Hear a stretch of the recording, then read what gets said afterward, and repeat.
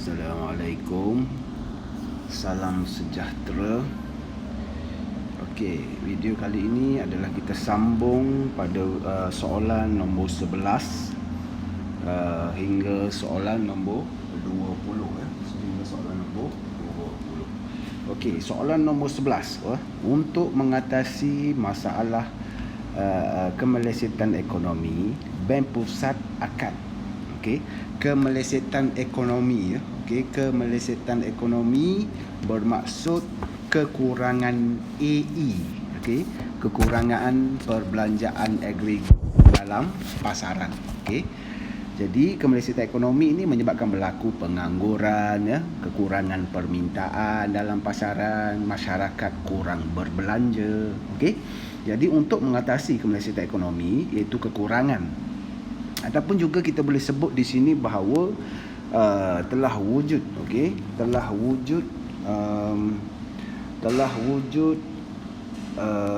kita panggil telah wujud lompang deflasi, lompang deflasi dalam ekonomi. So langkah yang diambil mestilah untuk meningkatkan AE, untuk meningkatkan perbelanjaan agregat. Sama ada kita dah belajar bahawa AE itu terdiri daripada C, I,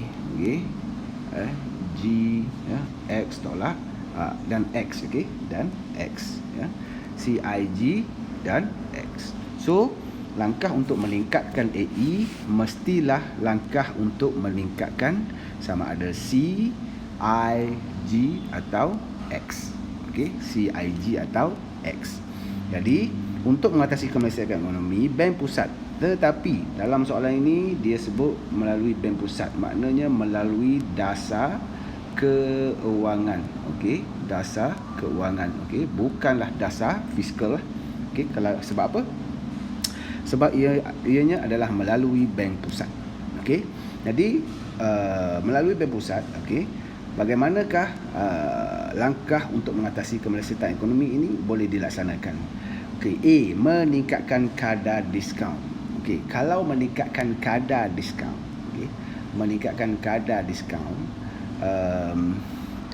ia akan menyebabkan kadar diskaun ini akan menyebabkan kadar bunga akan bertambah, kan?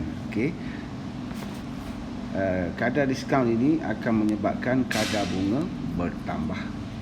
So bila kadar bunga bertambah, pelaburan akan jatuh. Kita terdiri daripada C, I, G tadi kan, dan X, dan X, dan X, C, I, G dan X. So meningkatkan kadar diskaun akan menyebabkan kadar bunga meningkat. Menyebabkan kadar bunga meningkat dan dia akan menyebabkan pelaburan jatuh.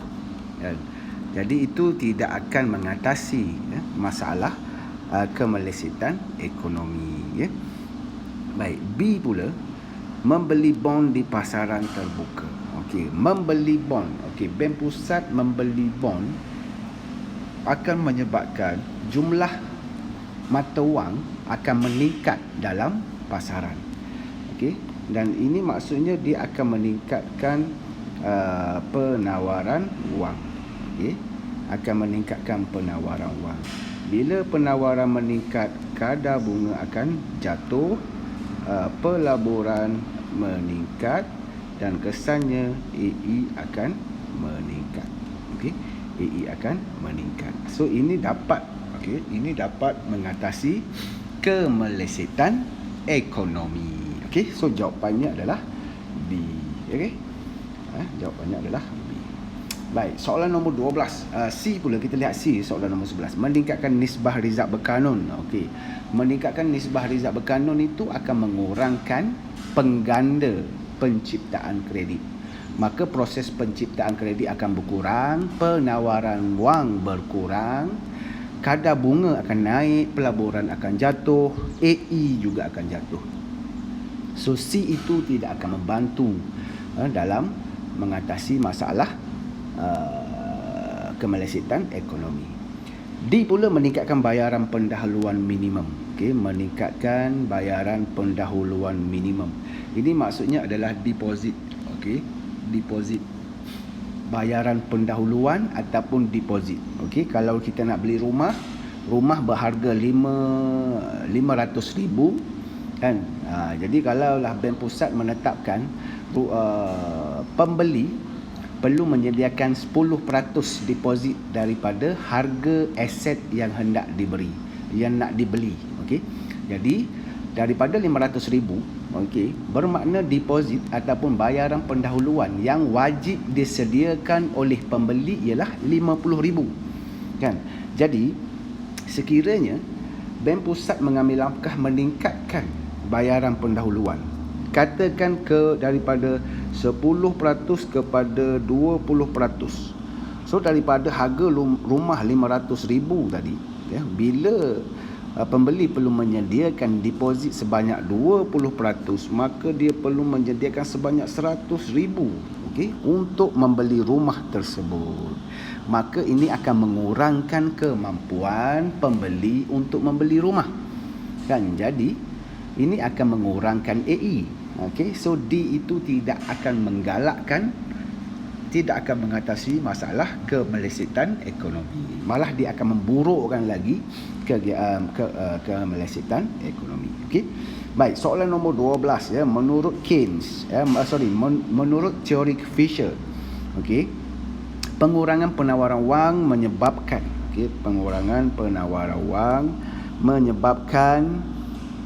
menyebabkan apa? Okey, Fisher ini dia memperkenalkan teori MV sama dengan PT, di mana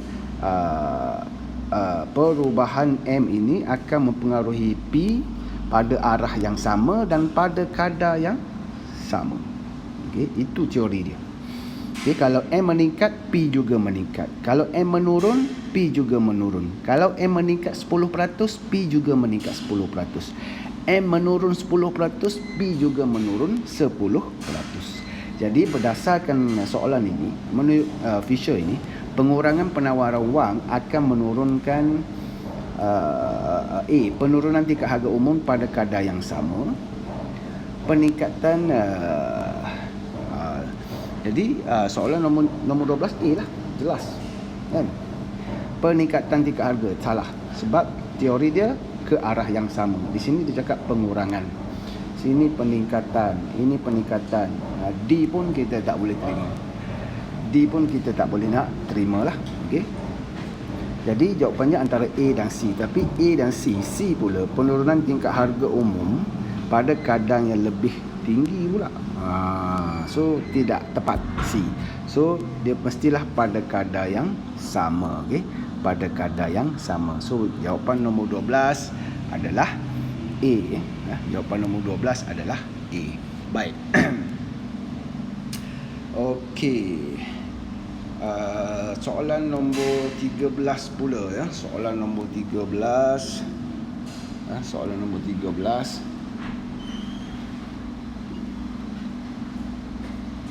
Okey, soalan nombor 13. Menurut peningkatan indeks harga pengguna menyebabkan apa? Indeks harga pengguna ini adalah tingkat harga umum lah, harga purata. Okey. Tingkat harga purata. Peningkatan indeks harga umum menyebabkan penurunan nilai wang, kos sara hidup, penawaran wang, harga minyak dunia. Okey, peningkatan harga dia akan menurunkan nilai wang. Okey, akan menurunkan nilai wang. Nilai wang ini bermaksud keupayaan. Okey, keupayaan wang itu untuk membeli barang dan perkhidmatan. Semakin banyak mata wang dapat beli barang, okey, semakin banyak barang yang boleh dibeli oleh satu-satu mata wang, makin kuatlah nilai wang mata wang tersebut. Okey, jika semakin sedikit barang yang mampu dibeli oleh wang tersebut, maka semakin kecil nilai wang mata wang tersebut. So soalan nombor 13 jawapannya adalah A. Okey. Baik, soalan nombor 14 pula. Okey, soalan nombor 14, teori teori menurut teori keutamaan Keynes, okey, jika kuantiti penawaran wang melebihi permintaan wang, maka kadar bunga akan baik. Ini merujuk kepada Kellogg, okey, merujuk kepada Kellogg. Ini adalah Kellogg permintaan wang yang kita belajar, iaitu MD kan, MD, manakala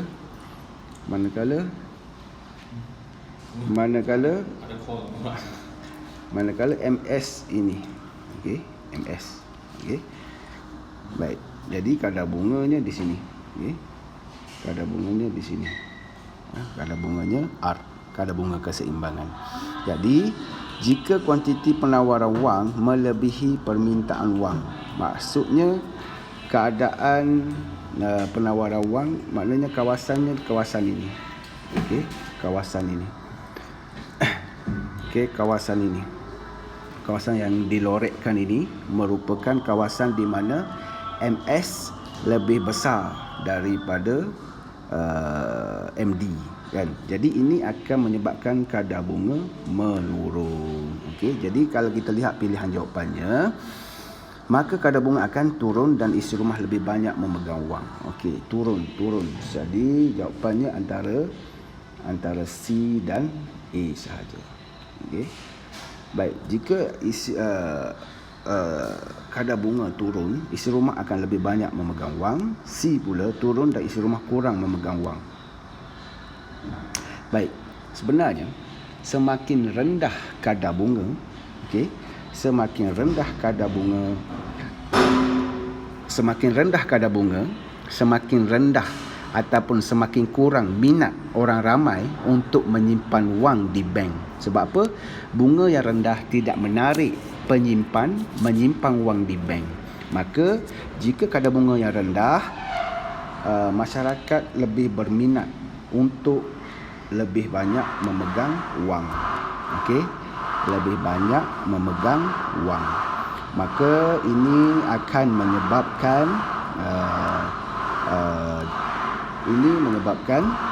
orang ramai lebih banyak memegang wang.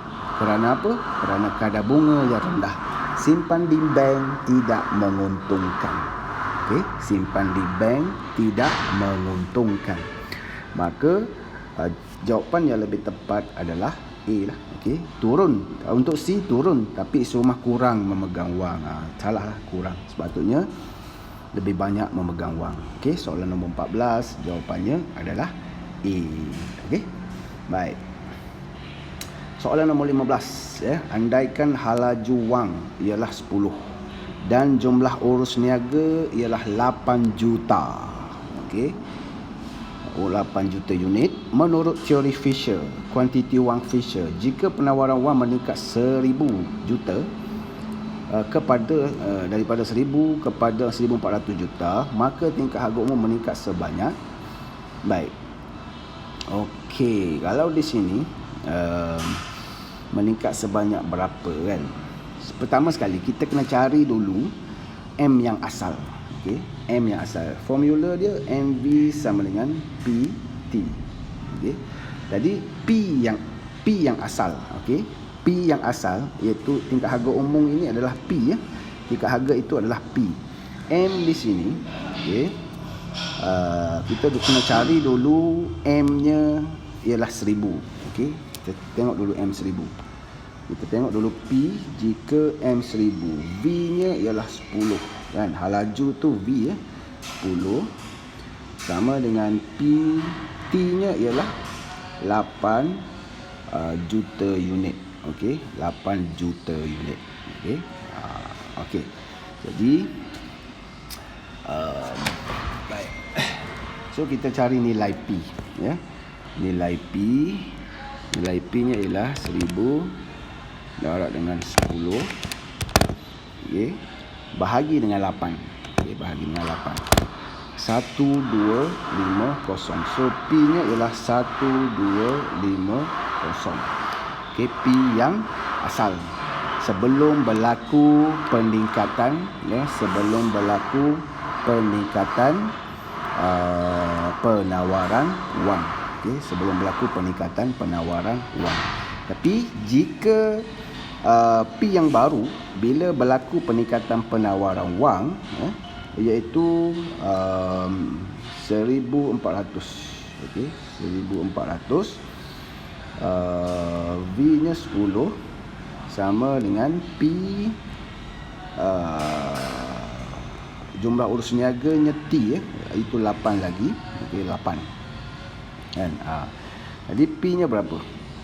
P-nya ialah 1,400 darab dengan 10 bahagi dengan 8, 1750. Okey, P yang baru ialah 1750 kan. So soalan tanya meningkat sebanyak, so kita kena tolak lah. Meningkat sebanyak 1750 tolak 1250. So M telah meningkat sebanyak 500. Okey, so jawapan soalan nombor 15 ialah B. Okey.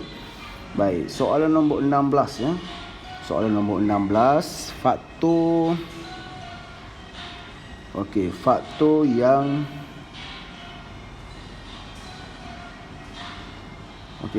berikut menyebabkan kewujudan perdagangan antarabangsa kecuali.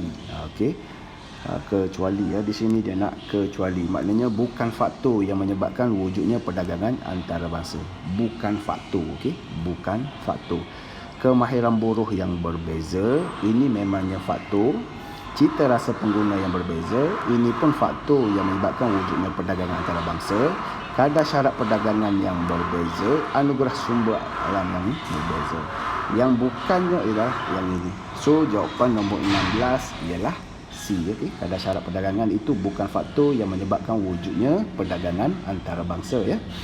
Baik, soalan nombor 17 ya. Soalan nombor 17, perubahan kadar pertukaran asing daripada 4 kepada RM4.10 bagi $1 bermaksud apa? Menyebabkan apa? Okey, itu bermaksud nilai RM telah mengalami susut nilai ataupun nilai dolar Amerika telah mengalami naik nilai.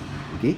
So ini akan menyebabkan dolar Amerika naik nilai dan ekspor Malaysia semakin murah. Ini betul. Saya rasa betul. Kita cek dulu B. Dolar Amerika susut nilai, salah. Dolar Amerika naik nilai. Dia terbalik ya. Jika berlaku pengurangan nilai RM, secara automatik nilai dolar akan naik. Itu maksud dia yang berbeza. Okey. Maksud dalam sebutan mata wang sesebuah negara. Okey. Maksudnya nilai dolar semakin mahal dalam sebutan RM. Okey. Nilai B pula, dolar Amerika susut, salah lah. Okey, salah. Ringgit Malaysia naik nilai pun salah. Ringgit Malaysia mengalami susut nilai. Okey. Sebab semakin banyak daripada 4 kepada RM4.10, semakin banyak RM untuk diperlukan untuk dapatkan $1. Ringgit Malaysia susut nilai dan ekspor Malaysia semakin mahal. Yang ini betul, tetapi yang ini salah. Ekspor Malaysia akan semakin murah sebabnya. Okey. So soalan nombor 17 ya. Soalan nombor 17 jawapannya ialah A. Okey. Baik, soalan nombor 18 pula. Okey, soalan nombor 18, jadual di bawah menunjukkan jumlah pengeluaran barang X. Okey. Jadual di bawah menunjukkan jumlah pengeluaran barang X dan barang Y dengan menggunakan seunit buruh di negara A dan di negara B. Pernyataan yang manakah benar mengenai kos lepas pengeluaran barang X dan barang Y. Okey. Okey, kalau kita lihat soalan nombor 18 ini, okey, soalan nombor 18 ini kita perlu kira kos lepas. Okey, kos lepas seunit barang X di negara A, seunit barang Y di negara A, seunit barang X di negara B, seunit barang Y di negara B. Okey. So seperti biasa kita buat penghitungan. Okey, kita buat penghitungan. Contoh di sini, kiralah, kita kira berapakah di negara A. Okay.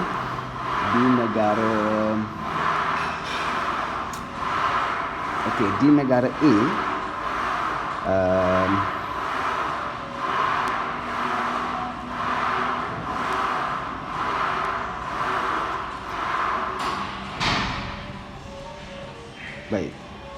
untuk lihat di negara A, berapakah kos lepas bagi satu unit barang X kan, iaitu kalau kita lihat di sini di negara A dulu ya, kita lihat 35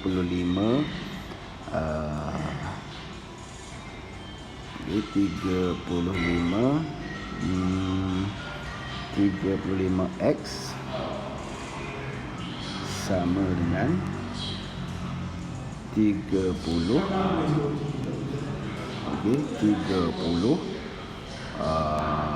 Y. So 1X sama dengan 30 bahagi dengan 35 Y kan. Ini barang Y. So 30 bahagi dengan 35 sama dengan 0.86. 0.86. Okey. 0.86 Y. Maka di negara seunit barang X, okey, 1X sama dengan 1X sama dengan 0.86, okey, 0.86 Y, okey, di negara A, masih lagi di negara A. Begitu juga kalau kita nak kira dalam sebutan barang X, okey, dalam sebutan barang X, pengiraannya menggunakan cara yang sama dan awak akan dapat nilai 1Y. Okey, nilai 1Y di negara A ialah 1.17 X. Okey. Dan di negara B nilai 1X ialah 2Y. Okey. 1X di sini 1X sama dengan 2Y. Okey. Ini sama dengan 1Y. Okey. Manakala di negara B juga, kalau barang Y dalam sebutan X, okey, iaitu 0.5 sama 0.5X sama dengan 1Y. Okey, selepas pengiraan dibuatlah. Okey, jadi kamu semua perlu kira lah, kira satu persatu. Okey. Jadi kalau berdasarkan penyataan yang manakah benar mengenai kos lepas pengeluaran barang X dan barang Y, kos lepas pengeluaran barang X adalah lebih rendah di negara B berbanding di negara A. Di negara A. Barang X itu lebih rendah di negara B. Barang X lebih rendah di negara A. Salah, Kalau berdasarkan pengiraan kita ini, barang X lebih murah di negara A. Harga 1X 0.86Y sahaja berbanding di negara B harga 1X 2Y kan. So lebih murah di negara A. So negara A salah. Kos lepas pengeluaran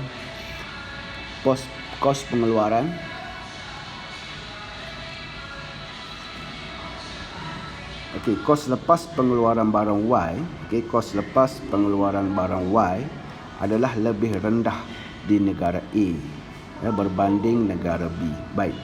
Kalau kita lihat untuk barang Y pula, okey, barang Y pula di mana lebih murah?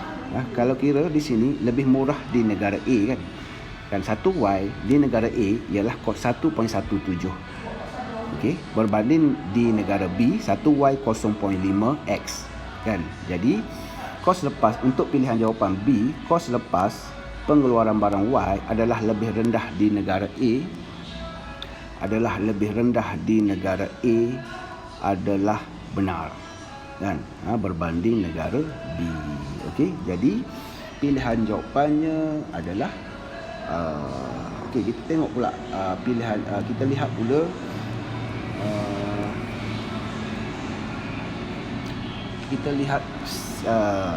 kos lepas pengeluaran barang Y adalah lebih rendah di negara A kan. Saya A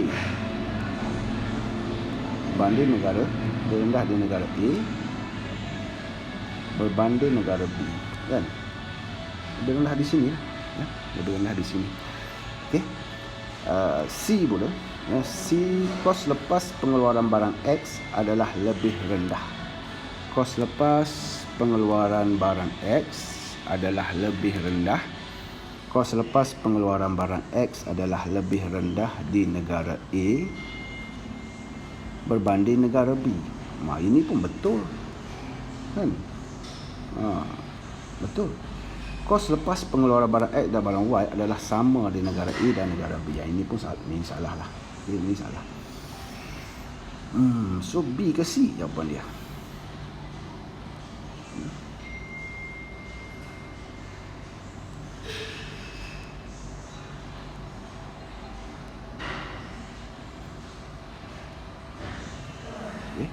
Kalau kita lihat B, kos lepas pengeluaran barang Y adalah lebih rendah di negara A berbanding negara B. Betul juga tu, kan? Sorry, 1.17 ya. Maafkan saya ya. Saya ingat ke 0.17 tadi. Ya, maafkan saya. Jadi bukan 1.17 ya. 1.17 ya. So saya ingat 0.17 tadi, kan? Jadi B salah. Okey, B salah. Okey. So jawapannya adalah C. Okey, jawapannya adalah C. Okey, dan soalan nombor 19 ya. Yang berikut kesan pengenaan tarif terhadap suatu barang kecuali. Okey, tarif ialah cukai import ya. Ialah cukai import. Jumlah pengeluaran dalam negara bertambah. Yang ini betul. Ingat balik gambar rajah yang kita buat sebelum ini. Lihat balik gambar rajah, ia akan meningkatkan pengeluaran tempatan. Okey, jumlah penggunaan dalam negara bertambah. Jumlah penggunaan dalam negara, penggunaan dalam negara itu yang salah, kan? Jumlah penggunaan dalam negara itu yang berkurang. Sebab apa? Sebab tarif ini akan menaikkan harga. So penggunaan dalam negara akan berkurang lah, bukan bertambah. So jawapannya adalah B. Harga barang dalam negara meningkat. Ini betul. Okey, ini pun betul. Dia nak kecuali di kuantiti barang import menurun. Ini pun betul. Okey, dia nak kecuali juga. Okey, jawapannya adalah boy lah. Okey, 19 adalah boy. Dan soalan terakhir sekali ialah jadual di bawah menunjukkan data imbangan pembayaran sebuah negara pada tahun 2018 dan 19. Okey, pernyataan yang manakah tidak benar tentang data di atas? Baik. Okey. Soalan nombor ini kita kena hitung dulu pindah semasa akaun modal, akaun keuangan. Okey. Sebenarnya kita kena hitung mengikut pilihan jawapan. Okey, result antarabangsa semakin meningkat. Okey. Result antarabangsa semakin meningkat. Kita kena kira semua sebenarnya. Okey. Kita kena kira semua.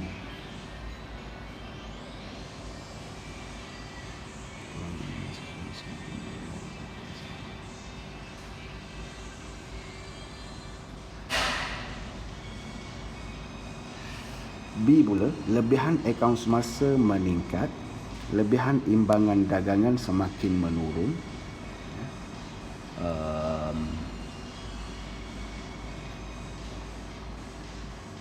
Lebihan akaun semasa semakin meningkat, lebihan imbangan akaun. Okey, akaun semasa kamu kena totalkan setakat ini ya. Ini akaun semasa. Ya.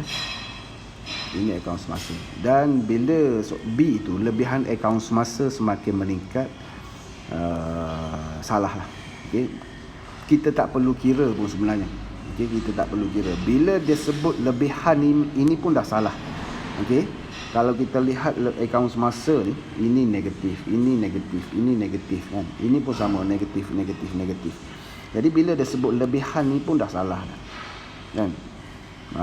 Kan? Kalau kita tak kira meningkat ke menurun pun tak apa. Tapi bila dia sebut lebihan di sini pun tidak benar dah. Kan? Tidak benar. So, lebihan akaun semasa sebenarnya semakin, bukan lebihan. Ya? Kurangan akaun semasa sepatutnya di situ. Kan? So, jawapannya adalah B. Okey. Okey. Kalau lebihan imbangan dagangan, itu betul lah. Kalau disebut lebihan imbangan dagangan. Ini betul lah. Sebab apa? Imbangan dagangan ini merujuk kepada barang ya, barang. Kalau kita tengok dekat sini, positif, kedua-duanya positif. Tetapi kena ingat ya, lebihan imbangan dagangan semakin menurun. Sebab apa? Lebihan dia semakin menurun. Positif 226828 kepada positif 101. Lebihan yang semakin turun. Betul. Tapi dia nak yang tidak benar. Kan? Okey. Perkhidmatan pun sama juga. Kan? Perkhidmatan menunjukkan defisit yang semakin meningkat.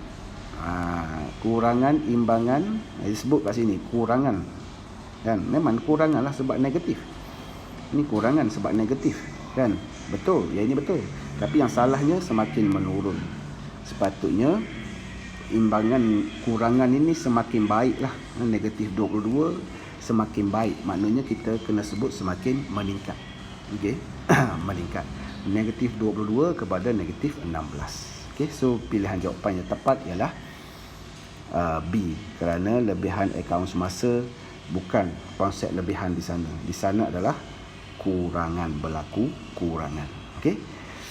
Baik, itu saja video pada kali ini. Okey, kita sambung pada video akan datang. Okey, terima kasih. Kalau ada soalan boleh jumpa lagi, boleh tanya saya lah. Okey, kalau ada soalan boleh tanya. Sama ada melalui WhatsApp ataupun Telegram. Okey, call pun okey juga. Okey, terima kasih. Assalamualaikum, salam sejahtera.